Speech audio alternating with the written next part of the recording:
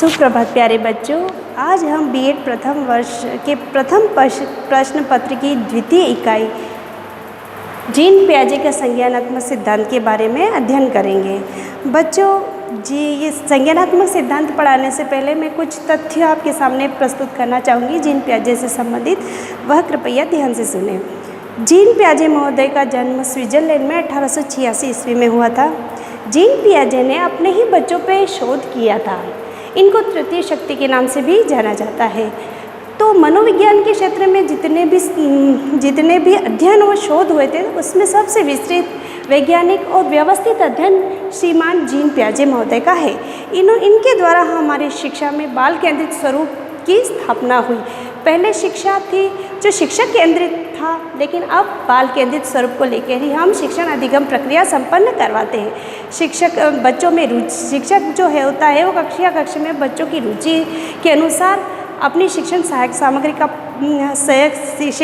सामग्री का उपयोग करता है तथा बच्चों की रुचि जागृत करवा के ही शिक्षण अधिगम प्रक्रिया करवाता है। ठीक है, तो इसमें जो संज्ञानात्मक प्रक्रिया है तो उसका अर्थ ज्ञान से नहीं, संज्ञानात्मक प्रक्रिया का अर्थ बच्चों ज्ञान से नहीं होता, बल्कि किससे होता है? मानव बुद्धि से।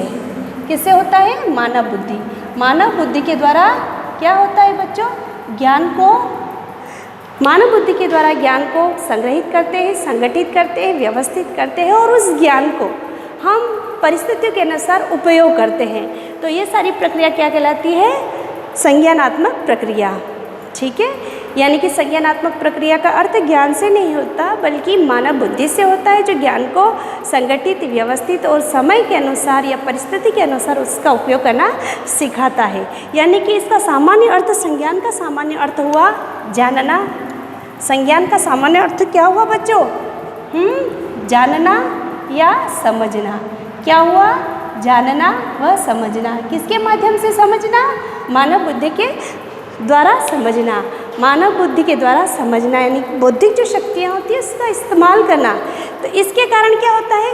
बच्चे स्वयं समस्या समाधान में भाग लेते हैं, बच्चे स्वयं प्रत्ययों का निर्माण करते हैं, विचारों का निर्माण करते हैं और किसी चीज़ को देखकर वह ज्ञान ग्रहण करते हैं। यानी स्मरण, चिंतन, ये जितनी ही मानसिक शक्तियाँ हैं वह क्या आती है बच्चों? संज्ञानात्मक प्रक्रिया में।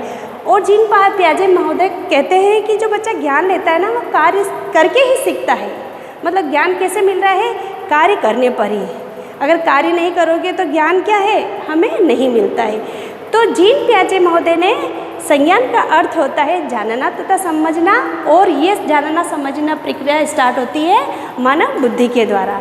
ठीक है बच्चों, जिसके कारण शिक्षा में क्या हुआ है कि बाल केंद्रित स्वरूप की स्थापना हुई है। शिक्षा आज बाल केंद्रित हो गई है और इसमें शैशव अवस्था से किशोर अवस्था के बालकों को जब व्यक्तित्व है, यानी कि संज्ञानात्मक व्यक्तित्व और उसके व्यवहार करने के तरीके के संबंध में अंतर्दृष्टि और एक सूक्ष्म बिंदु मिला है, यानी कि सूझ मिली है। पहले ऐसा नहीं था, लेकिन आज अंतर्दृष्टि और जो सूझ मिली है वो जीन पियाजे महोदय के संज्ञानात्मक सिद्धांत के फलस्वरूप ही हमें मिली है। ठीक है, यानी कि शैशवावस्था से किशोर अवस्था के बालक का अध्ययन हम उनके व्यक्तित्व का अध्ययन करते हैं, व्यवहार के अध्ययन करते हैं और उनकी जो संज्ञानात्मक प्रक्रिया है उसका अध्ययन हम इनके संज्ञानात्मक सिद्धांत के द्वारा ही करते हैं। ठीक है, तो संज्ञानात्मक सिद्धांत है वह जीन पियाजे ने 4 अवस्थाओं में हमें बताया है। पहला है इंद्रिय जनित अवस्था। क्या होता है बच्चों? इंद्रिय जनित अवस्था। कौन सी अवस्था? इंद्रिय जनित अवस्था। इसके वर्षकाल क्या होता है? 0 से 2 वर्ष। ठीक है, फिर आता है पूर्व संक्रियात्मक अवस्था। पूर्व संक्रियात्मक अवस्था, इसका वर्ष क्या हो जाएगा बच्चों? 2 वर्ष के बाद में 2 से 7 वर्ष। ठीक है, फिर आता है मूर्त संक्रियात्मक अवस्था। मूर्त संक्रियात्मक अवस्था, इसका कार्यकाल क्या हो जाएगा बच्चों? 7 के बाद में आप 7 वर्ष से आप कोई 11 मानता है और कोई व्यक्ति इसको 12 भी लगाते हैं ना। तो कोई वैज्ञानिक इसका अर्थ 11 भी मानते हैं और कोई 12 भी मानते हैं। और चौथा है औपचारिक संक्रियात्मक अवस्था। कौन सी अवस्था? औपचारिक संक्रियात्मक अवस्था। ठीक है, पढ़ते रहो, हाँ बोलते रहो। इंद्रिय जनित अवस्था, पूर्व संक्रियात्मक अवस्था, फिर आता है मूर्त संक्रियात्मक अवस्था, और उसके बाद में कौन सी अवस्था आ जाती है बच्चों? औपचारिक संक्रियात्मक अवस्था। यानी 11-12 वर्ष के बाद की जो अवस्था है वो किस में आ जाएगा? औपचारिक संक्रियात्मक अवस्था। आज हम इस वीडियो में इन दोनों का विस्तृत अध्ययन करेंगे, इंद्रिय जनित अवस्था और पूर्व संक्रियात्मक अवस्था। इंद्रिय जनित अवस्था बच्चा जब जन्म लेता है तो शैशव अवस्था से 2 वर्ष तक होता है। यानी कि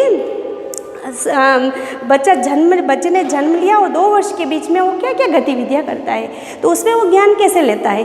तो वो इस वर्ष में वो ज्ञान अपनी शारीरिक क्रियाओं और तथा संवेदनाओं के माध्यम से ज्ञान को ग्रहण करता है। ठीक है, यानी कि वो चलेगा शरीर के माध्यम से, किसी खिलौनों को पकड़ेगा, वो लुढ़कता लुढ़कता जाएगा, हाथ में पकड़ेगा, अच्छा लगेगा तो लेगा, नहीं तो वो पटक देगा, और कभी कभी वो मुंह में भी डालने की कोशिश करता है। तो यह किस में आता है? इंद्रिय जनित अवस्था में। ये उस बच्चे का ज्ञान किससे ले रहा है?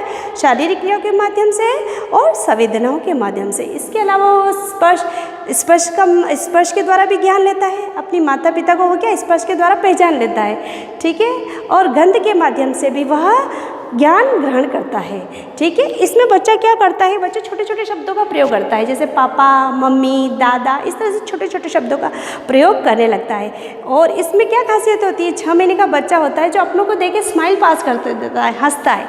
लेकिन अगर कोई अजनबी उस बच्चे को उठाएगा तो वो रोने वाली शक्ल बना देता है। यानी कि उस व्यक्ति के प्रति बच्चे के मन में भ्रम पैदा हो जाता है, डर पैदा हो जाता है कि मैं इसके साथ में नहीं जाऊंगा। तो ये उसकी मुख्य विशेषता होती है कि वो अपने को देखकर स्माइल पास करता है और अजनबी को देख के भय, उसके चेहरे पे भय व्याप्त हो जाता है। ठीक है, तो कौन कौन से हुआ?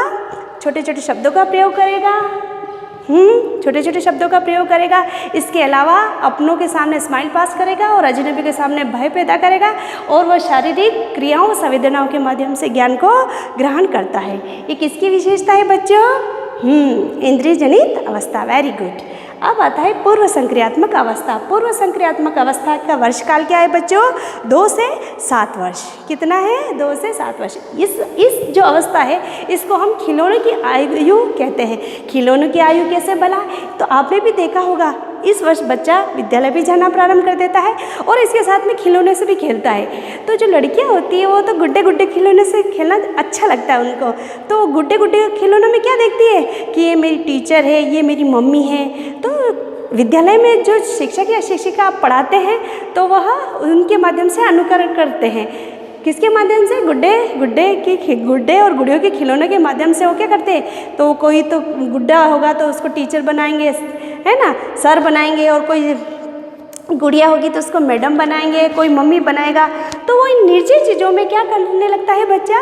सजी की तरह व्यवहार करने लगता है। विद्यालय भी जाता है, तो विद्यालय जाता है तो वो सबसे पहले क्या करता है बच्चों? इस उम्र में वो गिनना सीख जाता है ना, गिनती गिनना सीख जाता है, हल्का और भारी का पहचान करना सीख जाता है। इसके अलावा क्या करता है? रंगों को पहचानना भी सीखता है ना, है। और वो हिंदी और जो इंग्लिश की कविता वो एक साथ में बोलना प्रारंभ कर देता है।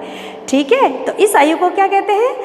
खिलौनों की आयु कहते हैं। शिशु गिनती गिनना सीखता है, रंगों को पहचानना सीखता है, हल्के भारी में अंतर करना सीख जाता है, और माता पिता की आज्ञा का भी पालन करता है। वह मतलब कि मम्मी या पापा घर में कोई बोलेगे बेटा गिलास भर के पानी लाओ, गिलास लाओ, तो लेके आते हैं। लेकिन इस उम्र में क्या होता है कि बच्चों को जो तर्क वितर्क विवाद नहीं होता है, यानी तर्क वितर्क करने की शक्ति नहीं होती, इसलिए इसको क्या कहते हैं बच्चों? अतार्किक अवस्था भी इसको कहते हैं। कौन सी अवस्था? अतार्किक चिंतन। ठीक है, तो आप चाहो तो लिख सकते हो, याद रहेगा। तो किस में अतार्किक चिंतन नहीं कर सकते हैं? इस अवस्था में अतार्किक चिंतन। ठीक है, यानी कि वह वाद विवाद नहीं करता। और इसमें सबसे पहले क्या होता है? इसमें बच्चों में आत्मकेंद्रियता के भाव भी उत्पन्न हो जाते हैं। आत्मकेंद्रियता भाव और अहमवादिता के भाव, यानी कि मैं ही सब कुछ हूँ। तो बच्चा क्या सोचता है? बच्चा जो खिलौनों की जिद करते हुए आपने छोटे छोटे भाई बहन को देखा होगा कि उसको जो चाहिए तो चाहिए किसी भी हालत में, तो वो रोने लगता है, चिल्लाने लगता है, मम्मी पापा को परेशान करने लगता है कि वो चीज़ दिलाओ, चाहे वो कितनी महंगी आए, चाहे वो दिला सके या ना दिला सके, लेकिन बच्चों की ज़िद के सामने उस चीज़ को दिलानी पड़ती है। यानी जिद पकड़ लेते हैं कि मैं ही सब कुछ हूँ, मैंने जो मांग लिया वो सही है, और दूसरों की आवश्यकता, दूसरों का सोचना बेकार है। यानी कि बच्चा क्या समझता है, अपने आप को सर्वे सर्वा समझता है, और उस क्या सोचता है, मैं जहाँ जहाँ जाता हूँ चांद सूरज भी मेरे पीछे पीछे आते हैं, है ना, आपने देखा होगा। और बस में किसी गाड़ी में बैठेंगे तो जो पेड़ पौधे वो इधर से चलते रहते हैं, तो वो क्या सोचते हैं, ये सब मेरे पीछे पीछे चल रहे हैं।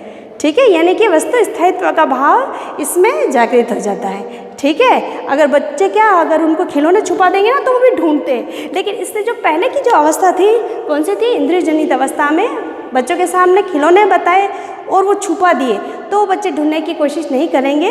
लेकिन इस उम्र में, यानी कौन सी, पूर्व संक्रियात्मक अवस्था में बच्चे खिलौनों की ढूंढने की कोशिश भी करते हैं। शिशु अहमवादी हो जाता है, अनुकरणशीलता पाई जाती है, जैसा पापा करते हैं वैसा वो भी करेगा, जैसे मम्मी कहती है वो सब लड़कियां बोलेगी।